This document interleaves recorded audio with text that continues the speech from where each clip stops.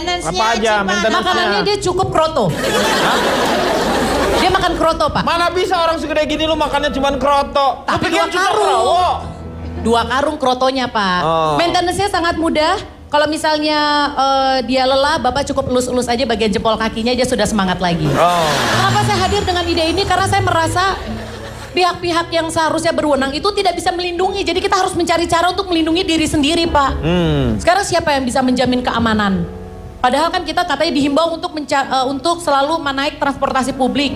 Tapi kan kita khawatir kalau transportasi publiknya juga tidak bisa menjamin keamanan kita. Bapak ngerti nggak saya ngomong apa? Ngerti. Maksudnya kan kalau beberapa tempat sih sudah di ini, makanya kita harus lebih hati-hati. Jadi kan aktivitasnya itu yang kadang-kadang kan perempuan itu juga ada beberapa aktivitasnya di luar jam kerja misalnya. Itu dia, Pak. Iya itu. Yang kayak yang biasa aja kayak taksi sekarang sudah mulai ada taksi yang tidak biasa, Pak. Misal? Taksi gelap gitu kan, Pak. Oh, ada taksi gelap? Ada, Pak. Maksudnya tidak ada tulisan taksinya. Oh iya. Tapi dia menyewakan. Jenisnya kadang-kadang yang macam-macam, ada sedan. Itu nggak ada lampunya tuh. Hah? Taksi gelap berarti nggak ada lampunya. Ada. Kan gelap katanya. Muka lo gelap. Ini sebutan aja. Saya pernah naik tuh, Pak. Umpamanya Jakarta, Bogor gitu, Ya. Pak. Tuh nanti berapa janjian? Ya. Udah. Kira-kira 1 jam tuh, Pak. Udah sampai, Pak. Sampai ke Bogor. Bandung, nyasar kan gelap. Lu kan mau ke Bogor ngapain? 1 jam. Ya taksi gelap, Pak. Iya, Jadi- makanya jangan naik taksi gelap Iya. kan. Iya, supaya kita tujuannya betul. Ya kan di bandara kan udah dihapusin tuh, Pak tuh. Udah nggak boleh. Sebutannya itu sebenarnya. Iya. Iya, tapi ada lagi gitu, Pak. Karena itu memang udah jadi salah satunya, memang mereka mencari kerjanya seperti itu. Tetapi suka disalahgunakan oleh oknum-oknum. Jadi nggak semuanya orang-orang kayak di bandara gitu kan. Makanya sudah disiapkan sekarang ini di bandara kalau tidak salah itu taksi-taksi resmi di sana. Tetapi taksi-taksi yang gelap itu masih ada. Yang udah datang begitu orang keluar langsung, Pak kemana Pak? Ini, naik ini Pak, naik minibus atau nggak sedan gitu dengan mobilnya dia. Ya. Yang kantor-kantor juga ada tuh, Pak. Kayak orang bubar kantor, platnya nggak kuning gitu, Pak. Iya, hitam. Hitam. Platnya, Nah, iya. itu juga biasanya dia bawa. Kan termasuk juga tuh taksi gelap. Makanya suka pada musuhan sama yang plat resmi. Ya. Karena yang resmi kan dia bayar.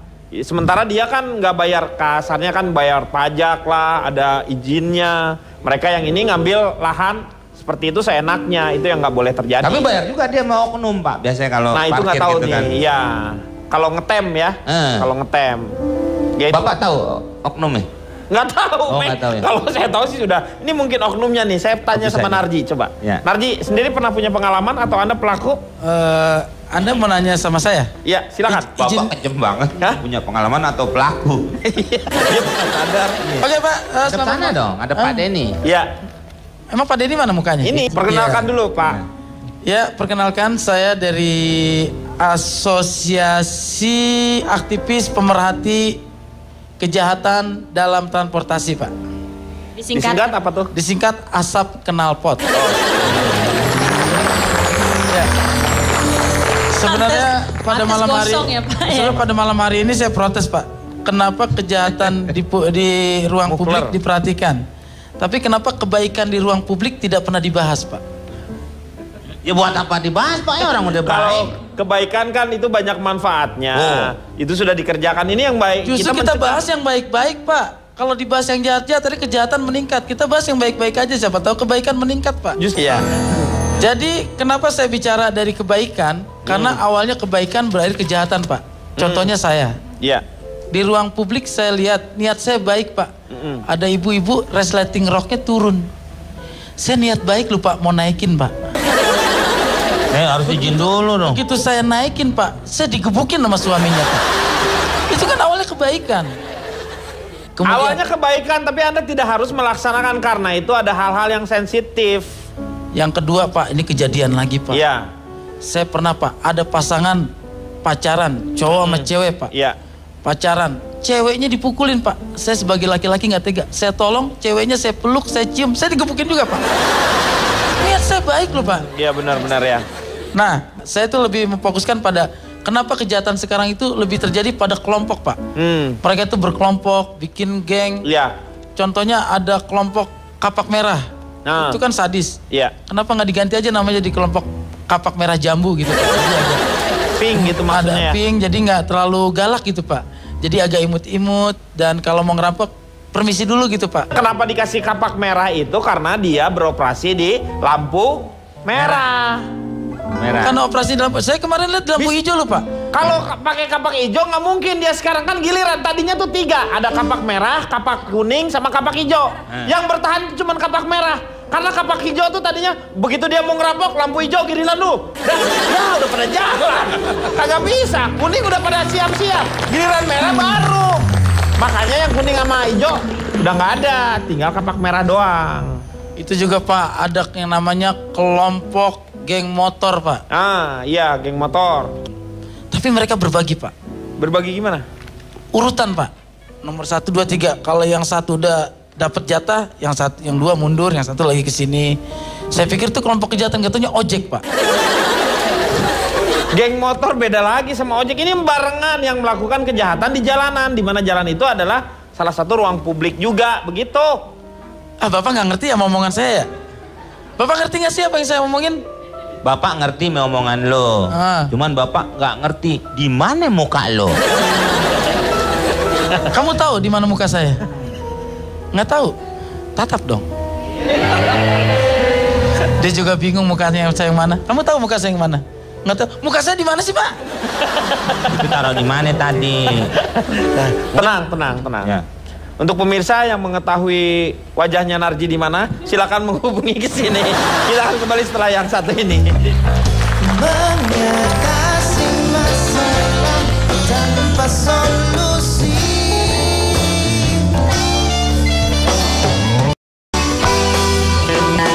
Si papa preman,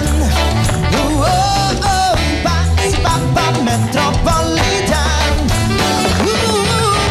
Si papa preman, si papa metropolitan.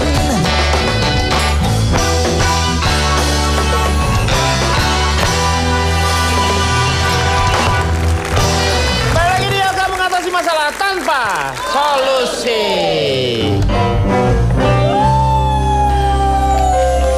Saya tanya sama Oki Lukman. Kira-kira kenapa orang harus berbuat jahat seperti itu? Apa karena tekanan ekonomi? Atau memang tabiatnya? Oke, atau hobi, Atau yang hobi, lain-lain atau sebagainya. apalah, iya. S2 tuh Pak. Kenapa? S2 Bapak orang jangan hukum pas bicara seperti ini pas. Belum lulus Meng S2-nya. Oh nggak lulus Pak? Belum. Ampun, gue kalau di sini dihakimin mulu, gue kayaknya ya. Ini untuk dosen-dosen hukum di Unpad nih. Nih, Oki Lukman banyakan nyari duit lu daripada bikin skripsi, aneh lo. Sekolah dulu yang benar, ilmu tuh banyak panjang. Kalau artis mah Bentaran. udah lu. Ini udah, nih. Udah kerjain lah, udah balik lu. Balik aja kayak. Pak Jarwo juga keluar lah. Nih Anda berdua nih ngaco, tahu nggak? Nah, saya belum bicara. Ini Oh, gara-gara belum ya? dia kenapa yang diusir? Aku yang disalahin Papa. Loh, Bapak kan yang ngurus kuliah dia. Kira-kira gimana bisa? Paham? Lo bisa apaan? Yang ngurus dia. Bapak kan pembimbing saya. Harusnya Bapak bimbing saya ke jalan yang benar. Kamu tuh kalau dosen pembimbing tuh pasti benar. Ini kan dia pembimbang. Dia tuh dosen pembimbang. Jadi kita udah benar-benar yakin dibikin bimbang sama dia. Itu dia. Udah Bapak duduk deh. Mau ngomong apa? Nanti disangkain Bapak wasir lagi. Ya kan Bapak kalau berdiri terus kesannya wasir. Belum sembuh Pak Jarwo. Apanya? Itu wasir. Udah dioperasi kemarin ya Pak ya? Baik Pak, saya Oki Lukman Ya, dari Persatuan Anti Kekerasan untuk Kepentingan Umum dan Hatim. Oh, disingkat apa? Paku Kunti. Wah, Ya, pas oke. banget. Kalau kita membicarakan tentang kekerasan di ruang publik, musik lo serem amat ngasihnya ke gue, weh. Tahun 2012 di Jakarta sudah terjadi 22.000 kasus kriminalitas yang terus bertambah jumlahnya setiap tahun, Pak. Sebenarnya itu biasanya terjadi di tempat ramai, di terminal, ya kan, di mall, di pasar, stasiun, ya, posyandu, ya. Ah, masa posyandu tidak aman? Bener loh, Pak. Mana? Ada tindak kejahatannya di dalam situ juga, Pak. Itu kan nimbang bayi. Nah, anaknya apa pada kejar-kejar, Pak?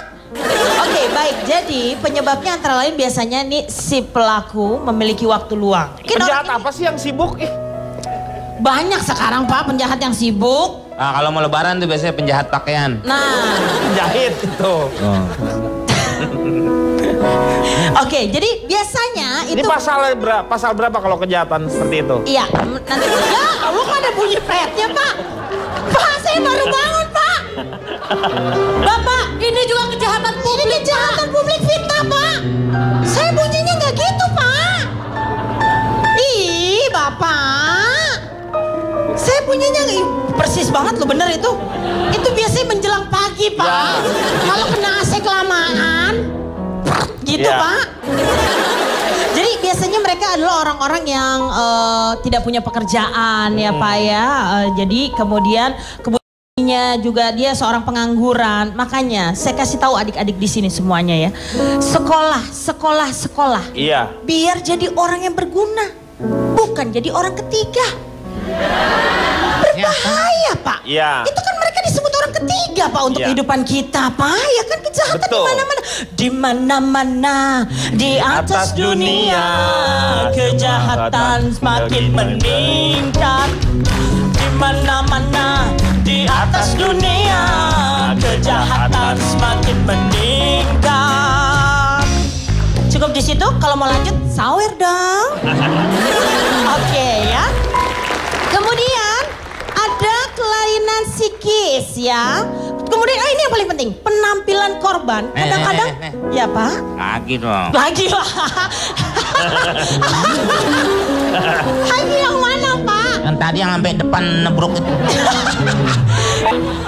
Ya, saya kembali serius lagi ya Pak, boleh ya Pak ya. Kadang-kadang nih korban itu yang memiliki daya tarik tersendiri terhadap orang-orang yang ingin melakukan kejahatan.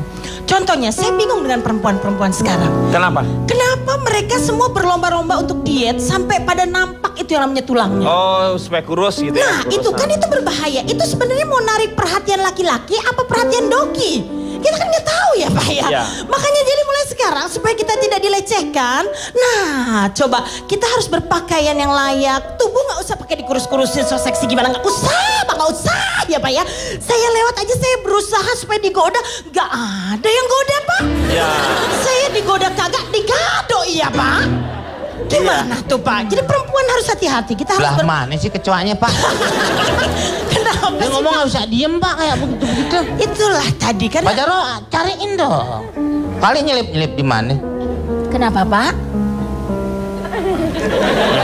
Bapak mau nyaring kecoanya Pak? Pak Jarwo jarang ngomong tapi ngiler aja.